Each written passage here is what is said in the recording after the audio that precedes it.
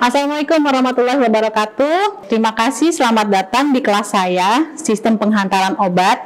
Perkenalkan, nama saya Yudi Sriviana. Kali ini saya akan membahas materi tentang bioadesif atau mukoadesif. Oke, sudah? Baiklah, kita masuk ke tujuan dari sistem penghantaran bioadesif. Oke ya, bioadesif terdiri dari dua kata, bio dan adesif. Bio itu biologis, adesif itu menempel. Jadi, sediaan bioadesif itu adalah sediaan yang menempel pada jaringan biologis ya. Jadi kita sekarang membahas sediaan obat yang menempel di jaringan biologis. Salah satunya adalah mukoadesif, yaitu sediaan yang menempel pada jaringan mukosa. Nah, menempel di jaringan mukosa ada tujuannya. Apa itu tujuannya? Yang pertama tentunya menjadi rute potensial untuk melewati atau menghindari metabolisme lintas pertama atau first pass effect. Jadi sediaan ini dapat melindungi obat dari metabolisme lintas pertama yang kemungkinan terjadi jika diberikan secara oral. Ya, diberikan secara oral. Kedua, tujuannya melokalisasi obat pada lokasi tertentu. Jadi karena kita tempelkan obat di jaringan biologis tadi, berarti kita melokalisasi obat tersebut pada jaringan yang kita inginkan. Ya, misalnya kita menginginkan obatnya menempel di sekitar mulut, berarti kita tempelkan dengan tentunya bentuk sediaan mukoadesif supaya bisa menempel di mukosa mulut ya. Yang ketiga, tujuan dari sistem ini adalah memperpanjang waktu tinggal obat. Dengan dia menempel di lokasi tempat dia bekerja atau tempat absorpsi maksimalnya tadi, dia waktu tinggalnya lebih panjang, absorpsinya menjadi lebih baik, sehingga apa ujungnya? Bioavailabilitasnya menjadi lebih meningkat. Itu harapan ya kita sebagai perancang sediaan atau sistem bioadesif atau mukoadesif. Oke. Nah, ada hal yang penting yang perlu kita perhatikan pada saat kita merancang sistem ini. Apa yang kita perlu perhatikan yang penting tadi adalah mekanisme sediaan mukoadesif yang kita buat ini. Ya, ada 3 mekanisme utama yang harus terjadi pada saat kita merancang atau membuat sediaan mukoadesif ini. Yang pertama yaitu pembasahan dan pengembangan polimer. Ini penting ya, karena tadi kita mengharapkan sediaannya kan menempel pada membran mukosa. Seperti kita ketahui yang sudah Anda pelajari juga bahwa membran mukosa itu terdiri dari beberapa lapis sel, di mana permukaannya terdiri dari bagian polar, bagian dalam membrannya terdiri bagian non polar. Nah, sehingga kalau di permukaan membran itu polar, berarti ada apa anak-anak? Ada air. Nah, oleh karena itu supaya obat yang kita buat bisa menempel di membran itu, dia harus bisa berinteraksi dengan air di permukaan membran. Nah, interaksinya bagaimana ini? Dibasahi dan dia mengembang ya. Nah, kita masuk dulu pada proses pertama ya, pembasahan dan pengembangan polimer. Si polimer tadi ya sebagai pembentuk sistem penghantaran obatnya itu memiliki afinitas dengan air ya, sehingga ketika ketemu air di permukaan membran dia dapat berikatan, sehingga nanti ketika dia berikatan terbasahi, air itu dapat berdifusi masuk ke dalam polimer. Nah, menyebabkan polimernya mengembang. Nah, sehingga kalau Anda perhatikan, berarti dalam merancang sediaan ini kita membutuhkan polimer yang memiliki bagian polar ya, supaya dapat berinteraksi dengan membran mukosa. Nah, kemudian ya setelah dia dapat terbasahi, air masuk ke dalam polimer, terjadi pengembangan polimer.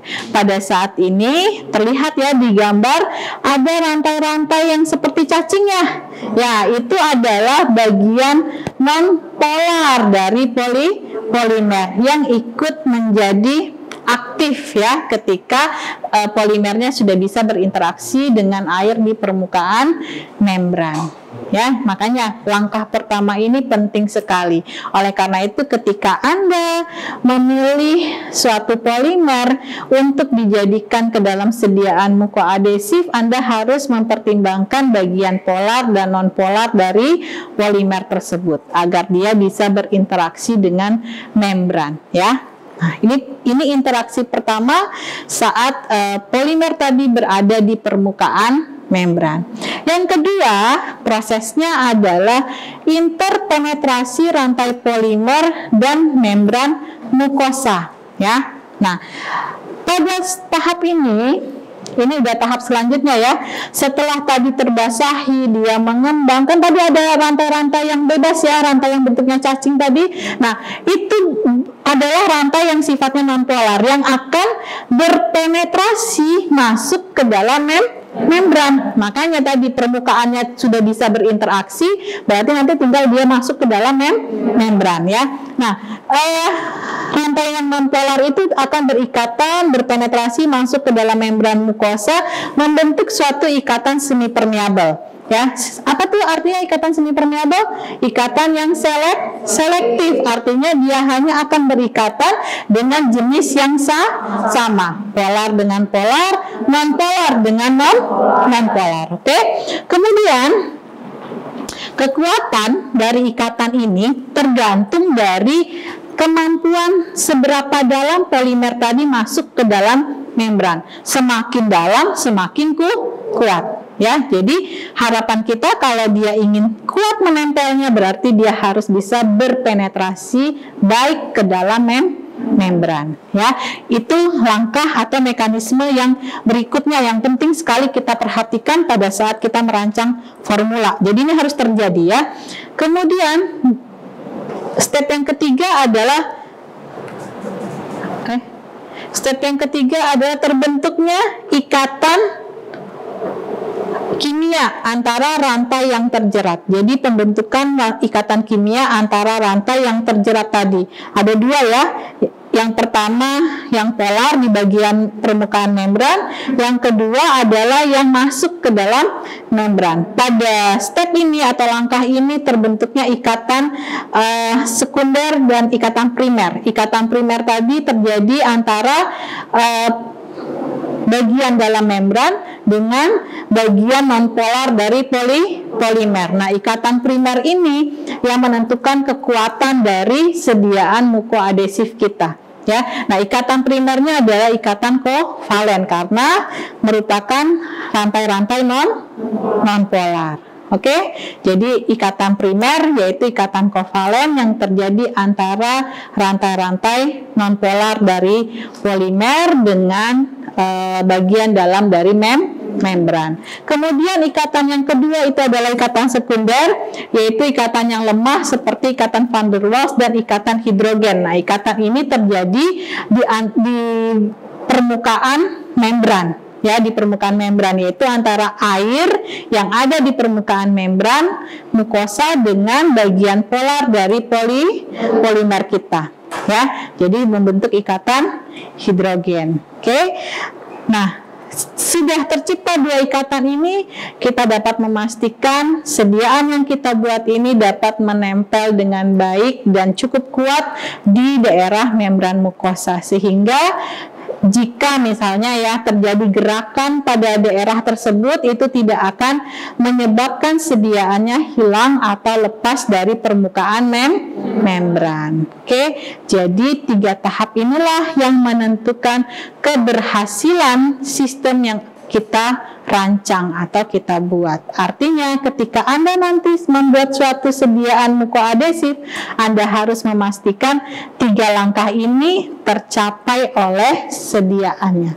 Kuncinya ada di mana? Di polimer bioadesif yang kita gunakan. Saya rasa sekian perkuliahan kita pada hari ini. Kita lanjutkan minggu berikutnya ya. tentunya dengan sistem penghantaran obat juga ya, yang lainnya yang berkaitan dengan meningkatkan bioavailabilitas obat dan absorpsi obat di dalam tubuh kita. Terima kasih atas perhatian Anda semua. Saya ucapkan Assalamualaikum warahmatullahi wabarakatuh.